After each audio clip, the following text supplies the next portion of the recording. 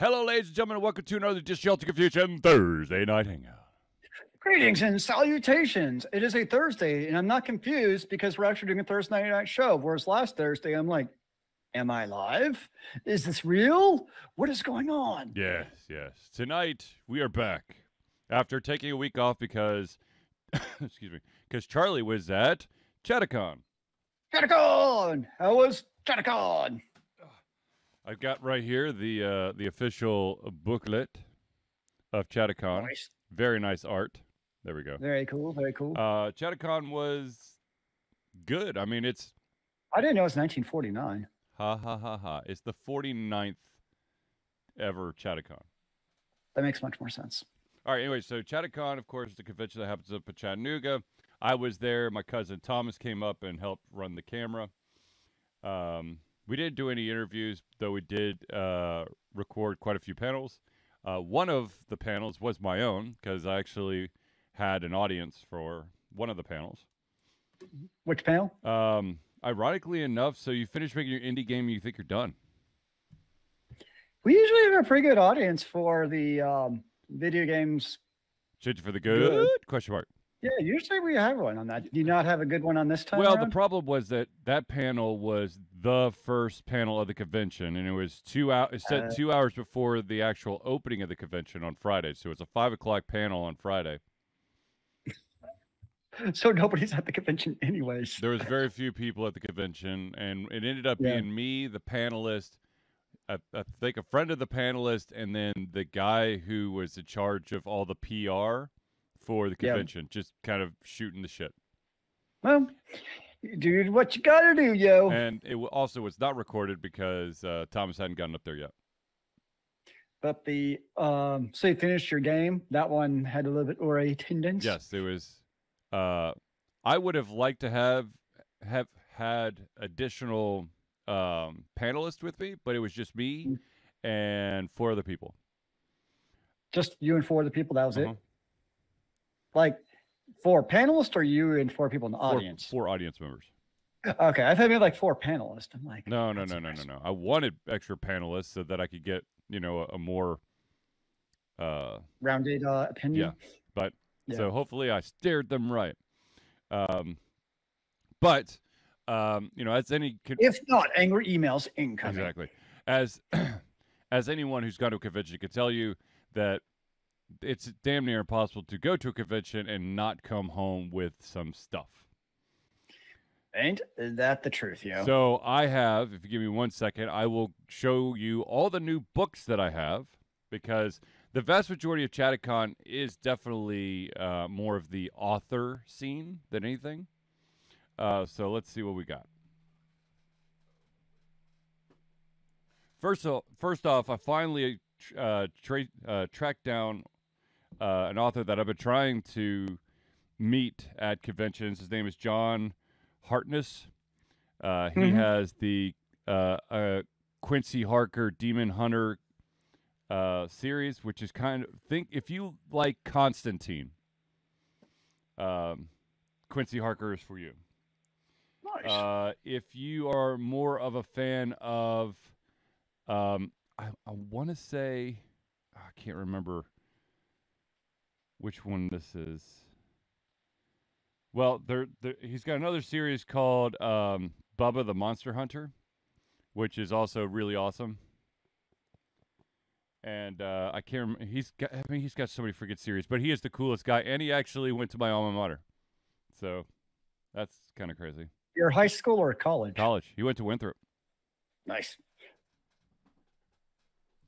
Then I got a book from the author Bob McGuff, who was actually my panel partner in the first panel that no one showed up to, and he has a book out there called a series called The Redemption of Howard Marsh. The first book is called Bringing Home the Rain. And what is the rain? Very good question. It's basically the main character, Howard Marsh, is a lot of things: a liar, a thief, or a poor man's wizard. So it's kind of like a Dresden-esque book set in Alabama. All right, on. Then I have Necrotown by Alexander Nader. And his books are all based around Knoxville. Tennessee. Yep. Knoxville, Tennessee. And then finally, I have the book Theft of Fire, which is the first book in the Orbital Space series by Devin Erickson. And this one is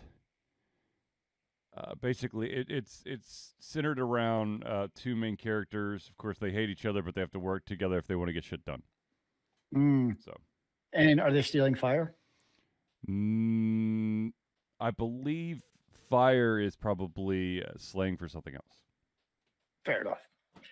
Wait, when I go to like bigger conventions where they have like those really big book booths, like I always like run by them because I feel like they almost like guilt me. Yeah. Where they're like, hey, you like books? And you're like, or they'll be like, do you read? It's like, yes. It's like, then you must buy one of our books or you're a savage. Yes. Is basically how it comes across. I'm always like, no, don't make me feel guilty. Oh, that reminds me. John Hartness is part of Falstaff Publishing, and him and two other individuals are they have a Kickstarter going right now. Let me see if I could get the Kickstarter up here. I've already Kickstarted for it. And of course, because I don't want to get gypped on any of the books, I decided to go for the biggest Kickstarter that you can. Does that actually change the ability of you to get the books if it's Kickstarter successfully? So you could kind of like support the group, but aim more towards a specific author. Gotcha. So instead, I'm like, I don't want to play that game. I'll support all the authors, and then I want all that they promise. You want all of the books. You want all of the pages on dead trees to read. Exactly. So basically, here is, let's see, can I get the, let's see if this will work today. Or if my... You can do it. Oh, my God. Yeah, of course. I'm going to have to do it the hard way.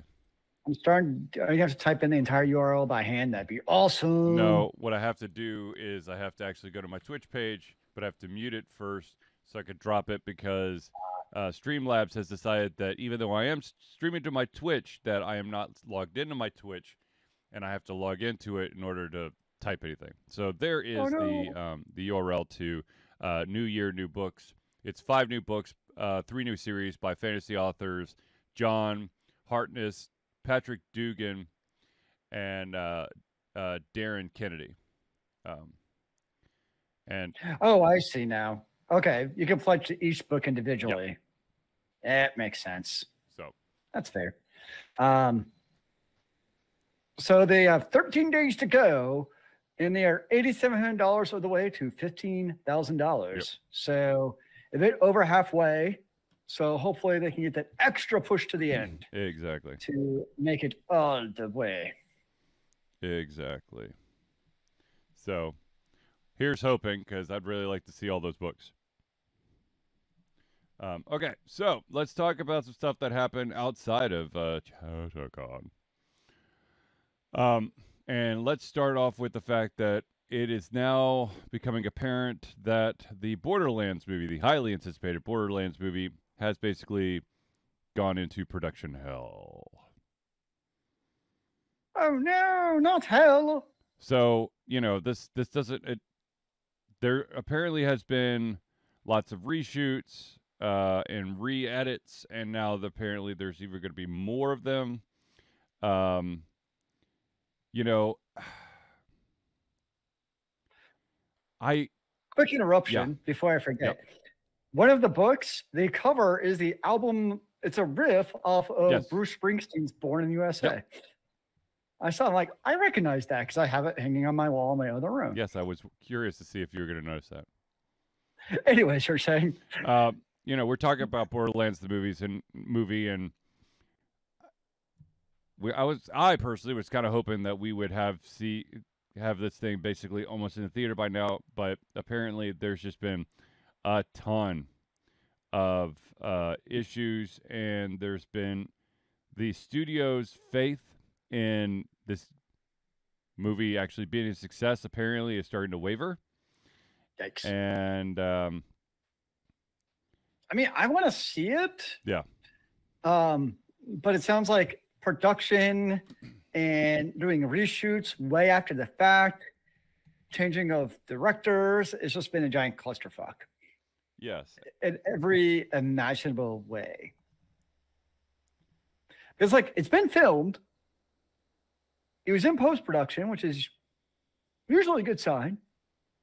It has a great cast attached to it. Well, I'm still not convinced by Kevin Hart, but we'll see. Well, yeah, Kevin Hart is always going to be a question unless they do the film, basically the filming style of all the Rocky movies, because Sylvester Stallone is short as shit, but it made him look like a giant. Also, I just can't see Kevin Hart being that buff. Yeah, it's more so the role of, big buff dude who's like serious, actually. I mean, he's not like Claptrap. Yeah, exactly. Whereas that's what he's known for, is being a Claptrap, basically, in his roles. Someday, maybe we'll see it and find out who actually knows. I don't know. The way that things have been going right now, I would not be surprised if, it would really hurt, but it might get shelved. But they've also put it, this, basically, when this thing was first announced, there was already talk of, like, a franchise, a Borderlands movie franchise. And now, of course, yeah, we'll be lucky to see one. The BCU, the Borderlands Cinematic Universe. Because Gearbox actually made its own media company to help do this. Again, I think this will be another one where it could be a fantastic anime. Mm-hmm. Most video games for that matter, are kind of the perfect median to just flip over straight into a anime. And yes, Borderlands is goofy, has great action, but it also actually has a real story. And lots of side things going on and lots of things you can do with the story and the Vault Hunters. And obviously the Lilith being whoever she is, depending on which episode you're playing. So there's a lot you can do. Right. So I hope so, because Borderlands is one of my fondest series I've played as far as video games. Well, because it's a lot of massacre and killing. Just Yeah, exactly what Zealeus ordered. It's great. It's great gunplay, and the actual humor and everything is actually fun in it too. Right. Well, yeah. It is entertaining. Yes, I agree. So, all right. So Borderlands, the movie, who knows what's going to happen. We've been talking about this since 2021. We're now in 2024. And there doesn't seem to be an end in sight. I wonder if there's let's see here.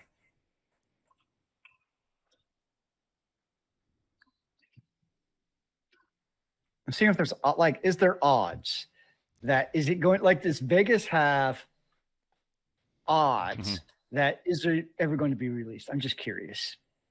I want to see I want to bet at Caesar's Palace on this. A prop bet. That's what you're looking for. We're looking for a prop bet. Clearly, I know a lot about gambling outside of playing poker. Obviously. Well, anyways, while you're looking at that, actually, funny side note, poker. Speaking of poker, that's how John Hartness really got into writing. Was that he wrote for some professional poker websites. Huh. And then he got fired from it and decided, you know what, I'm going to write myself a book. And then as soon as he wrote that book, everyone's going, okay, so what's the sequel? And he goes, I wasn't planning on a sequel, but okie dokie. I guess it's going to happen now. And now he has 40 books.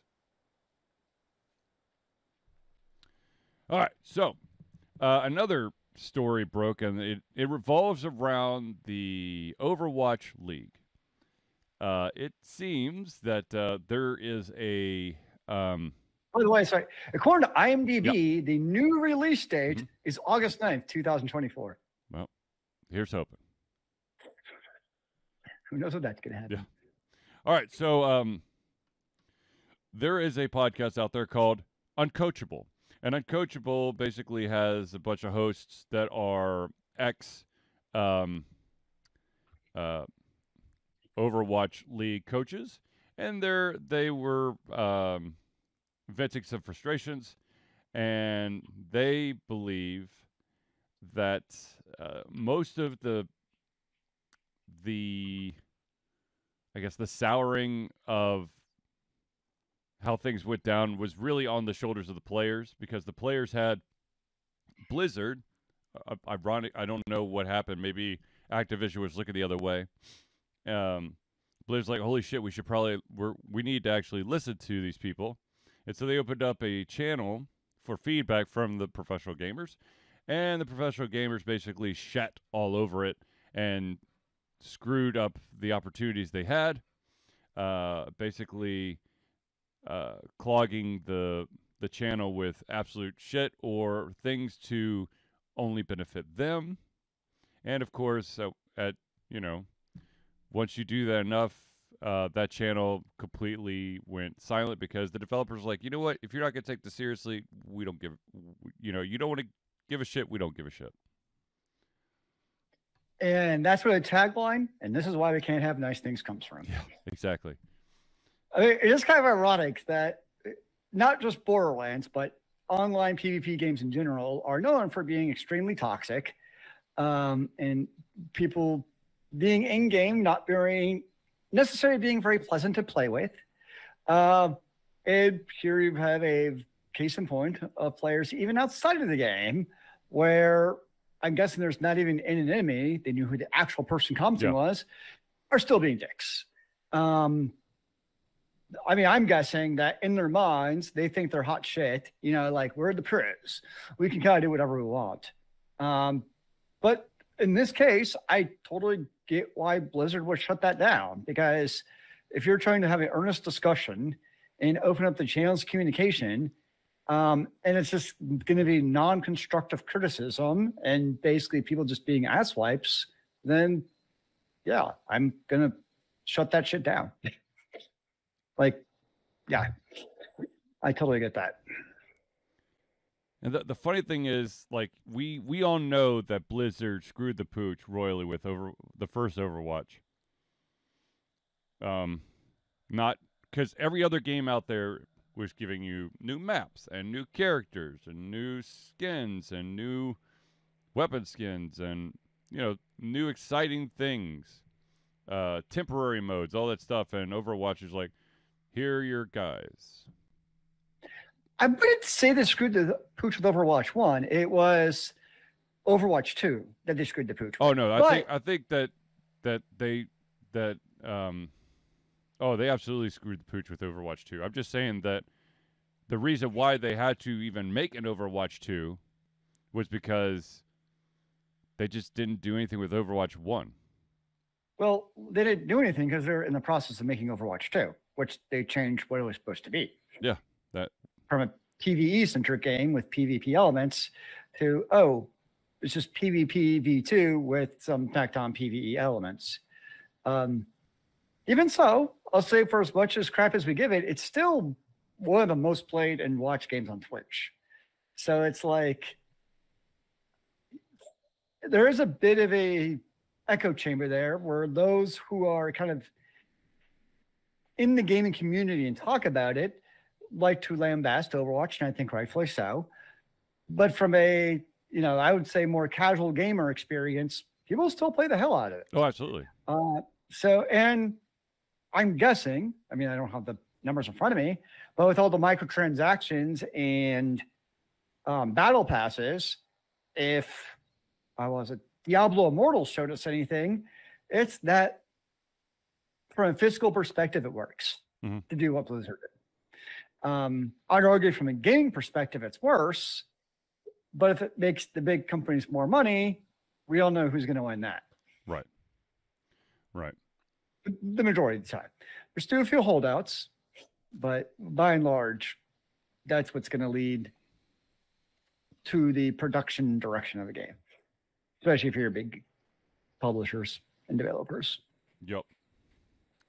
Speaking of big publishers and developers, Zealeus, why don't you tell us about how Ubisoft thinks that we need to own up to the fact that we don't own the games? No, I mean, the Ubisoft, I think the CEO is basically talking on a panel about it. And, the idea of game ownership and disc. And that's argument is kind of like, on when it comes to physical media like DVDs and CDs and et cetera, yep. By and large, I would actually agree with him on this, that people have largely given to streaming where they don't buy physical discs. Right. And I mean, I'll say for myself, when it comes to video games, like I haven't bought a physical game since basically like Civ 5 for the Nintendo Switch. That's probably the last cartridge game I bought. And now it's because it was a cartridge game that like, oh, I can just buy this. I mean, there's irony here because one of the reasons I bought the disc version of the PS5 was because in my mind, like, oh, kind of the old GameStop method where I can go buy used games for cheap and, et cetera, et cetera, et cetera. Right. But what's also happened is, at least for me, yes, that's true. Like I could still, if I wanted to, buy used video games, but there's the cost of sorts of still going out to the store, searching media, whatever it is. Okay, maybe I buy a discount, but I also know at some point that game's also going to be on sale on the PS5. Right. It's kind of like back in the day with the physical disc. You didn't have that. Like if you went to GameStop and you saw, I'm just making up, Final Fantasy VII's on sale in the bin for $10. Yeah. Like you're not like, oh, it's going to go on sale online anyways in like a year anyways. It's whereas now, like at least for me personally, like that's in the back of my mind. Like, well, it's going to go on sale anyways, like online. Right. So to me, like that immediacy to having physical access, and like I think part of it for me is also the death of the mall culture. Like, I mean, think about it, we used to go to malls and you'd stop by EB Games and Media Play and these different stores, and you'd find like random shit on sale. Right. I don't know about you, but I don't know when the last time I did that is. It's been a very long time that I've actually been in a physical store. I'm trying to think of the last physical copy of a game I bought, and I want to say that it was probably Hyrule Warriors for the Switch. Solid choice.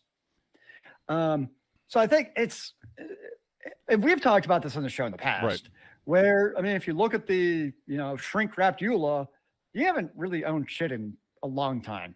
Since the first Windows. Yeah, I mean, even like you own a disc, but technically you don't own it. You have the copyright permission to play it, which even then comes with restrictions on how you're supposed, like you're not supposed to play it for like in a classroom, for instance, actually a good example, or for like a large audience. So even then, even though you own the disc, you don't actually own the way in which it's allowed to be played. So that's been a thing forever. And I mean, I know it's easy to shit on the Ubisoft CEO, like, haha, look at us, but he didn't say anything incorrect, or I would argue anything controversial. And the reality is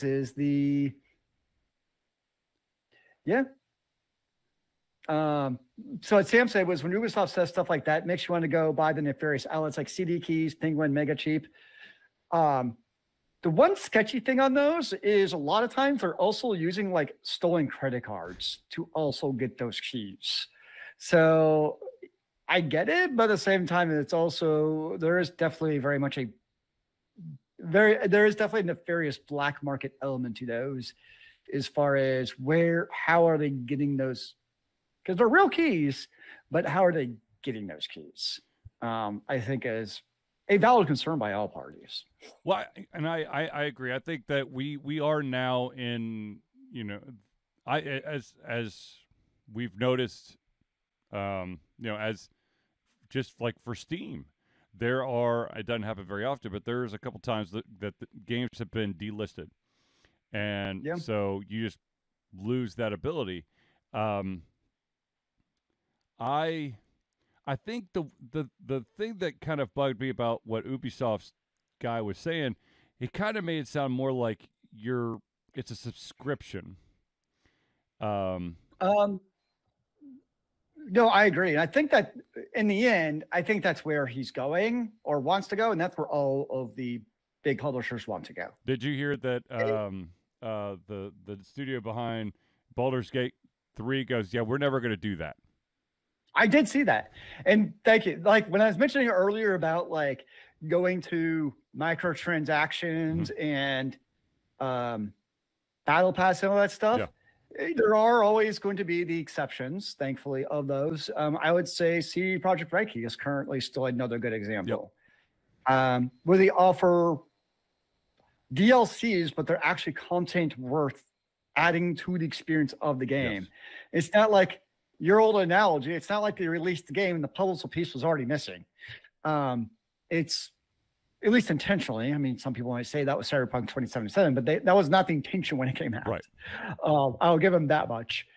So yes, I would say there's still some publishers out there and developers who want to, I guess we could say, the old school way of releasing a game where you actually get a real game. And if it's a good game, people will buy it. Is it From Software who does the Elden Ring? Am I thinking of the right company? I think so.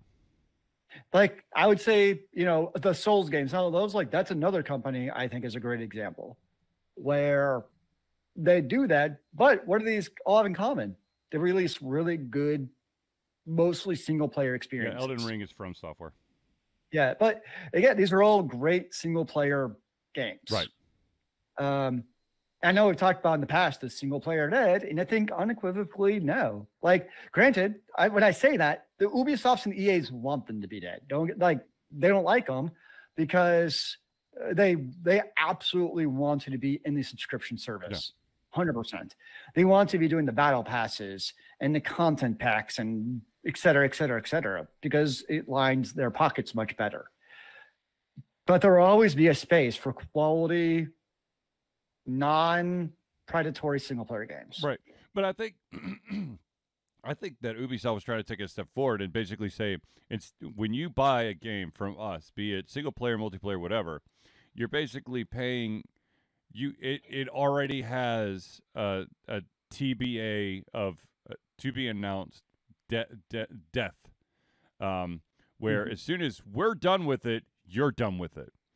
And that scares the crap out of me. Yes, I have gone strictly digital. I'm not buying physical copies of games now. But at the same time, there are some games that have not been updated in a long time, but I still could play them.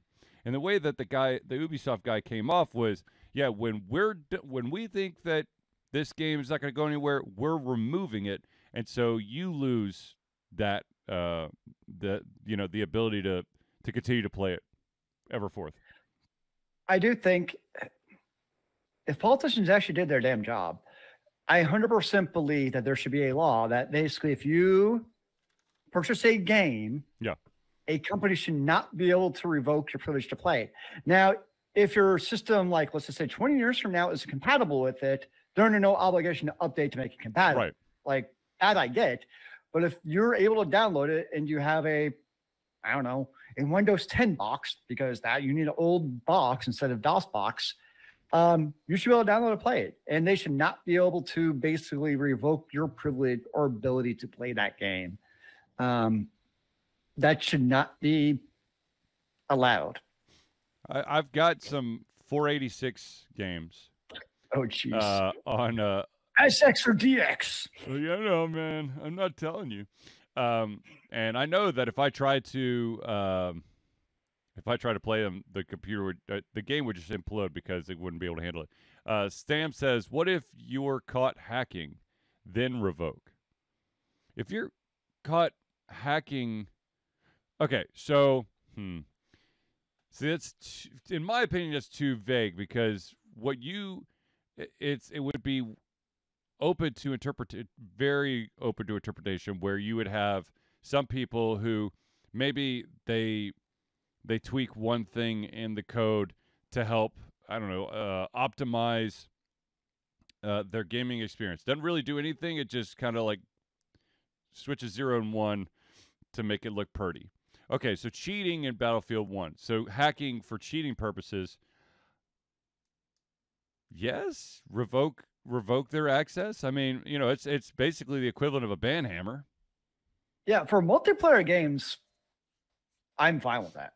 Like, if you cheat in multiplayer game, yeah, I totally get that. Okay, now of course, you know, you've opened up this can here, Zealeus, and we've discussed this before, but let's say yes, if you're hacking or modding to get a competitive advantage in a multiplayer game, absolutely.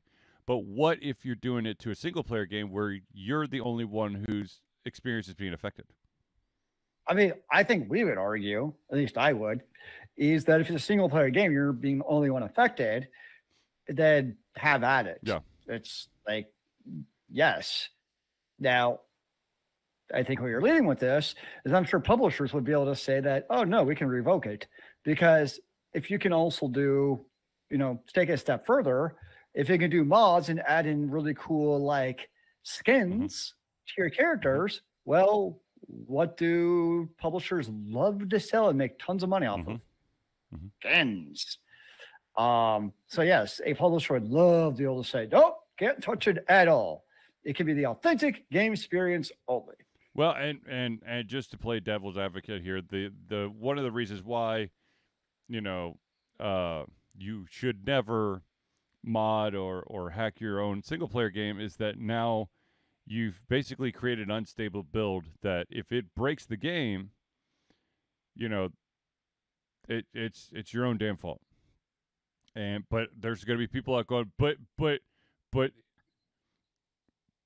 the rest of the game should just work just fine. If you put random elements into something that's being pushed out, you know, I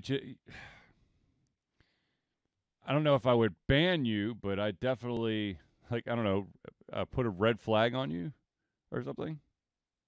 You're gonna red flag person? Yeah, red flag of justice. But yeah, you know, that personally is a slippery slope. But yeah, by all means, if you're doing you're hacking and doing competitive advantage, then I think that they can revoke your access. I think most people agree with that, unless you're the one cheating. Yeah, but I want to be good at the game. Get good, bro. Yeah, no. Negative ghostwriter. But yeah. Okay. Let's pause real quick to thank those individuals who make Ultra Confusion the amazing Ultra Confusion that you love and adore. So let us give you the friends of the show. And to start off, as always, ladies and gentlemen, we have the Indie Cluster.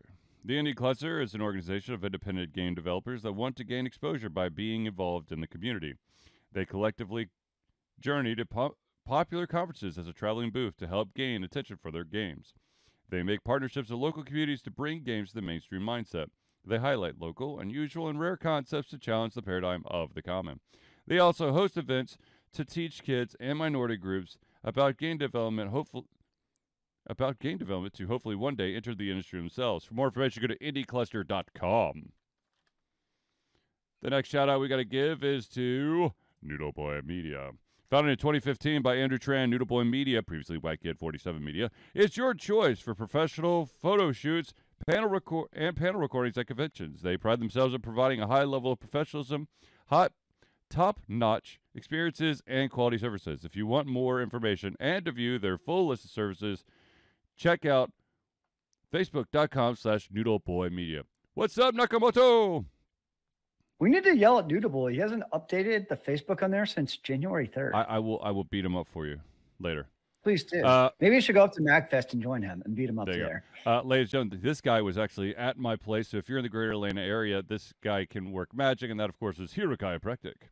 Hero Chiropractic's unique healthcare practice set up by Ryan Moore, the company's focus to elevate a patient's experience of freedom, creative expression, and joy. They believe that everyone can be a hero and has incredible heroic potential inside themselves waiting to be unleashed. Hero Chiropractic focuses on mobile chiropractic care in the greater Atlanta area. They are committed to healing clients by creating a plan of action uniquely suited for each person. They make that plan of action as convenient and affordable as possible, and most importantly, suited to your individual needs. For more information, go to herochiropractic.com.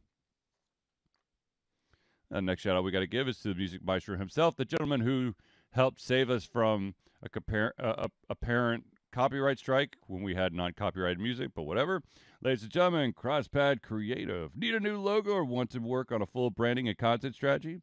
Or maybe you need music or audio for your content? CrossPad Creative offers a whole host of solutions for individuals and small businesses. Just email Josh at crosspadcreative@gmail.com and see what he can do for you. And finally, we got to give a shout out to the OG, the original patron of Ultra Confusion. That, of course, is Agile Axiom. By day, Axe leads both the development team and system administration team working with satellites at NASA's Goddard campus. But while not in meetings and many times during, he is the Agile evangelist, Agile Axe, championing the philosophy of Agile and trying to make the world a better place for software developers, testers, system admins, and software projects the world over. Decades of experience in software development and leading Agile teams are brought to bear against evil processes, inefficient work, and bad habits. For more information, go to agileaxiom.com. All right. Real quick, shout out to Battle and Brew, because we do this every single week. Battle and Brew is a phenomenal video game nerdy bar here in Atlanta, Georgia. It's, I guess, properly in Sandy Springs. Indeed. But they also have their new location, I believe it's now open in the Battery in Cobb County. So if you want to check out that area, by all means, go over there as well. But yes, Battle and Brew, an amazing place for me and you. See, I made it rhyme. Okay, now I'm sure that all you individuals out there want to know, how do I become a friend of the show? Well, I will tell you right now. Ladies and gentlemen, Ultra Confusion survives with the love and support of fans like you, and so we have a Patreon page. Patreon lets you, the fans, lovers, haters, demigods, interdimensional beings, gods, demons, aliens, swamp things, vampires, mummies, and so much more to become active participants in the work we love through a monthly membership.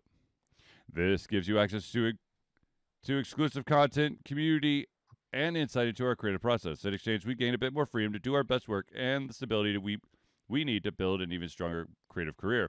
We currently have two tiers. We have the $1 tier, that's $1 a month or $12 a year. And what that gets you is early access to all of our playthroughs, as well as the ability to participate in patron-only posts for Ultra Confusion. If you're feeling really frisky, you can always go up to the $5 a month. That's $5 a month or $60 a year. Not only do you get everything at the $1 tier, but you also gain your name or organization added to the Friends of the Show section of every single Thursday night hangout. So if you want to become a patron of Ultra Confusion, go to Patreon. That's patreon.com/Altered Confusion today. And oh, by the way, one of the longtime fans of Ultra Confusion, Spooky Dudes podcast, ran into them at ChattaCon. They were doing a couple panels, and of course, they are also helping. I think they might have co-founded FrankenCon, which is happening. I want to say in May. I could be wrong. Nice. And apparently, Battle and Brew at the Battery in Cobb County is not totally open, but apparently they have an open beta access weekend. Ooh, fancy. Intriguing. Very. Well, there you go. Well, anyways, if it's not a Monday, go to Battle and Brew. Have fun. You could either get it, bring a board game, play, drink a bunch of fancy, really cool drinks or cool food. Oh, also, ChattaCon did that kind of food theme and drink theme while we're there. Yeah, food and drink? That's crazy. No, talk. it's like, one of the drinks was the sorting hat drink, where the bartender decides which house you go into, and then you get a colored drink to for whatever house you go into. I did not trust that bartender. He did not give off the vibes of knowing how to sort people correctly, so I refused the drink. Did he not look like Dumbledore? No, he did not. Well, that's disappointing. Yes. Sorry, Zealeus. Sorry for letting you down, or for him. I mean, he should have at least had like a giant cape and beard or something. You would think, but no. No. But hey, here's a game that seems to be around forever, and now there's gonna be a third one. It's Plants vs. Zombies 3 has been announced. And there's going to be early access to the game in a specific regions, which I'm going to. First of all, the full name of the game is going to be Plants vs. Zombies 3. Welcome to Zomburbia. It is a new mobile game. It will, like I said, will have a soft launch in certain countries. I wonder if they actually list what certain countries they have there. You would think. I remember playing the first Plants vs. Zombies many years ago. January 17th, the game has been soft launched in the UK, Netherlands, Australia, Philippines, and the Republic of Ireland. Well, is it not available in the U.S.? That would seem really weird for it not to be available in the U.S. I'm just saying. Maybe we're just not cool this time, man. Oh, come on, man. I don't know if I'm playing, but it did remind me. I did watch both this week, Zombieland 1 and 2, which I thoroughly enjoyed those movies. They are fun. Yes. They're fun. Now, probably more than I should. Zealeus was talking about mods earlier. We're going to, we do want to, I know this is a little bit old now. It was kind of announced back 8 days ago. And that is that Valve has had to take action against Team Fortress and Portal fan projects. Really, it was the Portal fan project, but because that involves Disney. But Nintendo. They had to go after both. Yeah, the Nintendo thing's not surprising because we know how aggressive Nintendo is with anything remotely related to their IPs. Or like a giant, no, thou shalt not enter.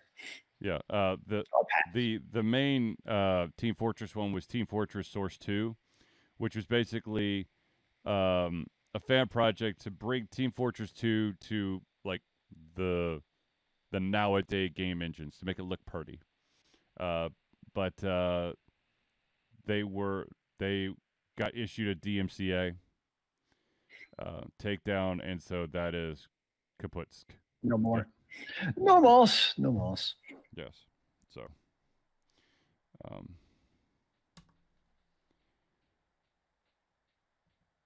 of course, I just closed. While switching through tabs, I accidentally hit the X tab instead of switch to it. So give me 1 second. Let me get this story up. Unless Zealeus has any thoughts or subjects he wants to discuss.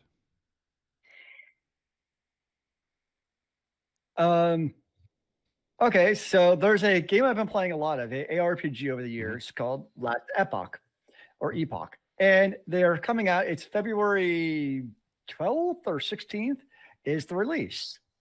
And like, there's this large online argument right now over the release and are the servers going to hold up? And I'm like, have you guys ever played, and this is like not to you, but just like in general, any game, in my experience, that basically on launch, because this is going from early access to like 1.0 release, and they've been doing a lot of publicity. They're doing all these Twitch like stream collaboration things. But inevitably, games, and this isn't a bash on the developers, but when a game goes from like any stage to the next where they're expecting a huge influx, their servers just shit themselves. It's like inevitable. It'll be like, do you hate the devs, man? Do you not think they're capable? I'm like, no, it's just, I've been gaming for many, many years, and it's what happens. A game comes out, it's online, You just can't like predict the amount of influx of players you're going to get. And I know like all the cloud providers say there's like a magic scale button, but it's not quite as literally as simple as just pressing scale as much as we wish it were. And it's what happens. And I'll log in 2 weeks later and it'll be fixed by then, hopefully. Yeah, hopefully. I mean, look, case in point is when that huge SimCity release many years ago, where apparently they just didn't understand that people wanted to play SimCity and they crashed it. And then there was the whole debacle of people losing their cities because their cities were tied to servers. Well, you have to don't look any further recently than Final Fantasy XIV's Endwalker. Mm-hmm. I mean, it was the 4th or 5th expansion. Didn't they stop sales? Yes. And like the queue would literally be for hours. And like, so when Endwalker came out, people realized how awesome it was. It broke the queues. It wasn't that there was a queue of like 2,000 people. It just broke and you couldn't even access the game. And then they got like ridiculous queues and they stopped sales. So and this is obviously a big AAA developer, publisher in the former Square Enix, who presumably knows what they're doing with online games. So it's not like a criticism of the developers. It's just, this is what happens with online games. It's the good and bad of online games is when you have online games and if something is as fantastic as we hope it is and everyone comes and flocks to it, servers break. I do, before I forget, I do want to point out something. This is for all those individuals out there who love their single player games. And that is that there is a single player game that has dethroned Call of Duty Modern Warfare 3 with their sales record. And that, of course, is Hogwarts Legacy. Indeed. Which was a phenomenal game. I love the crap out of it. I played probably more than I should have. Actually, no, I don't. I think that I played just the right amount. Though I am interested in the DLC, and I might come back. There's very few games to me that catch like a magical moment, right? There might be like, oh, that was cool or that was fun, but just a moment where like I just sit there smiling. Yeah. For me, that first time in Hogwarts, when like you get your broomstick and you're flying over and you have that landscape where you see like, you know, all of the landscape, you turn around and you see like in the dark and you see like Hogwarts lit up. Yep. I just sat there. It's like, this is fucking awesome. It's very pretty. Like it gave it very much, it gave the feels. Yes. Agreed. It did. It's hard to do that in video games, especially I think for when you've seen, I think as you and I have a lot of video games over the years. Yep. That's actually what honestly burns me out of a lot of games is I'll start a game and like an hour in, I'm like, I know I haven't played this game, but I've played this game before. Yeah. Yeah. Yes. There's too many games to name that fall under that category.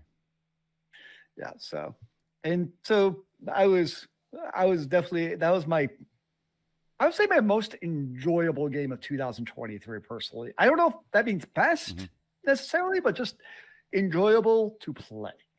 So there's been some news coming around that's basically said that all of the Netflix Marvel shows are canon. And unfortunately, one of these shows that was not on Netflix, it was on Disney Plus, but is in the MCU. It doesn't look like they're going to get a second season. That, of course, is She-Hulk, which I actually enjoyed. I think it was kind of silly, kind of stupid, but I enjoyed She-Hulk the lawyer. I made it through all of the Daredevils, the Jessica Joneses, and the Defenders. Yep. I did not watch any of Luke Cage or what about Punisher? I did not watch Punisher. I could not watch Iron Fist. I tried once. No, Iron Fist I had no interest in. I am Iron Fist. Great. That's awesome. Next episode. I am Iron. Okay, seriously? We got it. I'm Iron Fist. It's like it's literally like it was like a human trying to be Groot. It's literally like everybody's like, I'm Iron Fist. I'm like, oh, shut the fuck up, dude. I'm very curious if the Daredevil coming back to D plus will be as R-rated as the Netflix OG version. After showing what Echo is, which is in the Daredevil universe, and it being R, I would not be surprised. I haven't seen it. Have you watched Echo? I haven't seen it. I've seen trailers and I've seen like bits and pieces. I haven't actually sat down and watched an entire episode, but it's dark, and it is. The Echo was introduced in the Hawkeye TV show on Disney Plus, and I was like, okay, well, she is one badass mofo, and apparently she's like breaking legs and arms in this show. So, but yeah. Apparently, it's triggering like a bunch of right wingers too. Whatever. Because she's disabled and she's leaving the show, and that shouldn't be a thing. Yes, she's deaf. But somehow they didn't say the same thing about Matt Murdock. Imagine that. Strange. Yes, a white Caucasian and white are the same thing, moron. A white blind man who is a vigilante by night who beats the shit out of people. I have no problem with that. I think we can leave it at that. Yeah. So strange. So weird. Okay. So I do want to. I kind of want to circle back and say, ladies and gentlemen, if you can, next year, early January, in the city of Chattanooga, Tennessee, there is a convention called ChattaCon. I highly recommend that you check it out. It's ChattaCon.org is the website. If you pre-buy your badges now, I believe it's at a much lower discount. Day of is $50 for the 3-day pass. And Ultra Confusion will be back for another one. I'm just telling you that right now. We'll be back at ChattaCon in some shape or form. So it's going up to $60 next year, but buying it now is $30. See? Get it now. And don't make the mistake I did. Don't buy a pass and then also under the same name apply for panels, because panelists get in for free, and they thought that they had a typo and they just removed one of the instances. Wait, you mean isn't like one of those, if you do 3 panels, we're not, no, and they can't not that one. We talked about, me and the spooky dudes definitely talked about the convention that Zealeus is hinting at. If you want to know more about that, we could tell you offline, because I don't need to start another flame war with them. But it was a good convention. It was, but they're very power-hungry SOBs running the damn thing. But like I said, ChattaCon.org, check it out. Also, another shout-out for all the authors that I ran into. I'm going to grab the books one more time to flash them up on screen, so give me like 2 seconds.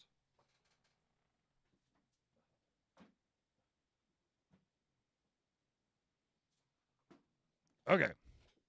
So, check out John Hartness. Definitely Quincy Harker is a phenomenal series.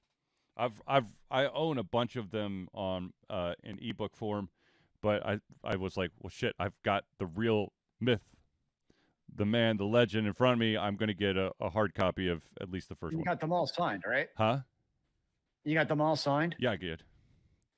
Good. Just making sure. Devin Erickson's Theft of Fire. Apparently, he is in talks for an audiobook with a very well-known person, but he can't reveal it until he works out all the details. So be on the lookout for that. Bob McGuff and Bringing Home the Rain, The Redemption of Howard Marsh, Book 1, which is more of a Harry Dresden style book. And then Necrotown by Alexander Nader, A Mountain City Chronicle, which is based in Knoxville, Tennessee. Every time you talk about Quincy Harker and the Demon Hunter, it makes my mind goes to Witch Hunter, a Warhammer Black Library book, or Omnibus, which was a great series. Yeah. But every time you say that, I'm like, Witch Hunter. Wait, no, wrong series. And once again, I know I thanked everyone at the beginning of the year, but I'm going to do it again. Ladies and gentlemen, for everyone who did end up donating to Alter Confusion's Extra Life event this past year, I thank you. I believe we surpassed $500. It was, Nice. I believe it was the highest we've ever raised. So thank you again. And the Children's Healthcare of Atlanta really thanks you. So, what was your favorite part? And don't be vague.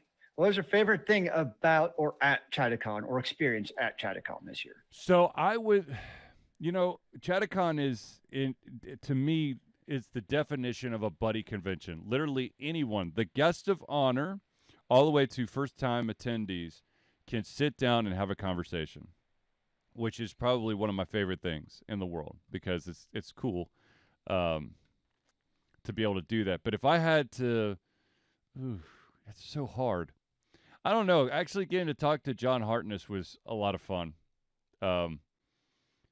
Because he is an individual who doesn't really give a shit what you think. He's like, I'm fat, I'm slow. I don't care. He's like, but I write good books. No, okay. I said this during the so you finish making your video. So you finish making your indie project. You think you're done.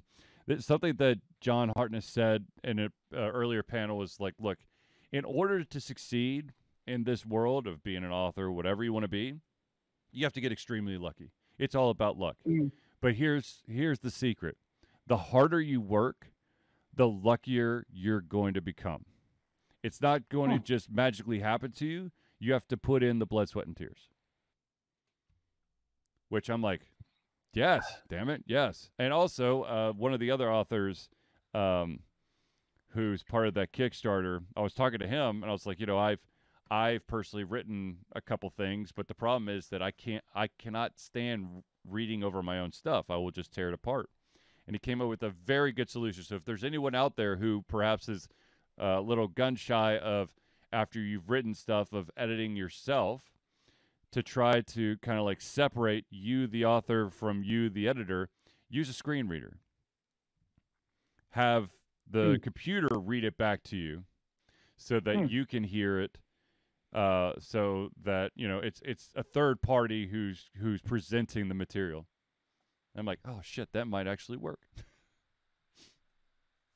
You can get one of your kids to read it out loud to you. My kids make them read it. My kids. The problem is my kids only read graphic novels right now. So, and all mine are just text only. So that's not going to work. Wait, it's not a Hawk and Steve like graphic novel? No. That's disappointing. No, I know Zealeus has always been. Zealeus will continue, I guess, to his dying breath to get the Alter Confusion webcomic back. It is not. It is not in that format. It's going to be my dying wish someday. I'm going to be on my deathbed before you. Here's my. I will make a promise. I'll make you a promise. For 2024, I will at least create a book that is that basically holds all of the webcomics. Nice. By the end of the year, because I've been thinking about that, and I kind of have the first 200 webcomics already kind of laid out. But how many comics did you have in the end? Enough. So in the Hawk and Steve proper, there are, I believe, 400 episodes at least, and then there are the more abstract, weird comics, which I think I have 100 of those. So there's basically 500 Charlie created webcomics out there, floating in the internet ether. Somewhere out there over the rainbow. Insert other location here. It'll eventually come about. Also, ladies and gentlemen, if you're interested, we did add some new merchandise at the beginning of the year to the Alter Confusion web store, which of course is alterconfusion.tv/merch. You can have a fancy hat like this, or a sticker like, let me grab my laptop. Let's see here if I can get the. There we go. The Ultra Confusion sticker, just like this. Or you could get flip flops, which was my son's contribution, or the notebook, which I'm surprised I haven't bought that for myself yet because Charlie needs a notebook. You always have to doodle something. Exactly. I did make another. Oh shit! I don't have it with me right now, but I did do a brain doodle or create a brain doodle at ChattaCon, which I'll post it on social media soon. Is that how you went to a convention? Is you did more brain doodles? I only did one, unfortunately, and it was I did the brain doodle as I was waiting for people to actually show up to Video Game Street for the Good ? So that just ended up being, like I said, just a kind of shoot the shit chit chat with a couple of people, and we ended up talking about Starfield and Cyberpunk 2077, and a couple other. I mean, that sounds like the perfect ChattaCon setup. Exactly. Yeah. So, but I highly recommend it. Check out ChattaCon. Check out FrankenCon. Let me get the actual information for FrankenCon. Give me 1 second.